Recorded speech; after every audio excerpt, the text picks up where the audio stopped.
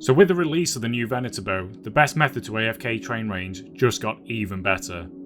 One of the most popular training methods for range is to AFK at the Nightmare Zone in a customizable rumble with rune arrows and a magic shortbow imbued, which netted a modest 65k to 70k XP per hour.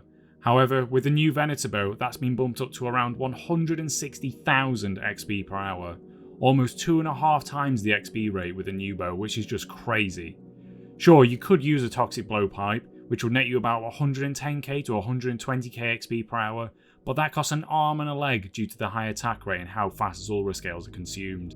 So what's so special about this new bow? Well, unlike every other range weapon, the projectile shot from this one can bounce between targets, massively increasing your total damage and XP per hour, and how it works is pretty cool.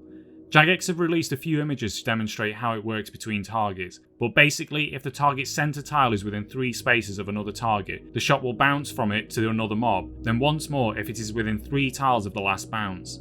So for a 1x1 and 2x2 NPCs this is fine, but for 3x3s it doesn't work if they're all the same type of mob. However, for a mixture of smaller and larger mobs this can still bounce between them. So for somewhere like the Nightmare Zone, where we can select our own mobs to fight, we basically just pick all of the ones with low defense, but also the smallest NPCs, so the 1x1s and the 2x2s. So what we're going to do is equip our full range DPS setup with Void.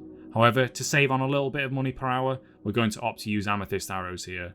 We're going to grab our rock cakes and our locator orb to keep our HP low whilst we're in there. We're then going to go and select a customizable hard rumble and select the following mobs: Trap Soul, Count Draenor, King Rold, the Kendall, and me. Usually you would take the Sand Snake instead of me, however it's a 3x3 NPC, so you run the risk of attacks missing if it's next to the Kendall or another Sand Snake, so just select me instead as it still has quite a low defense level. Next we're going to collect several super ranging potions, then fill our inventory with absorption potions, then finally enter the Nightmare Zone.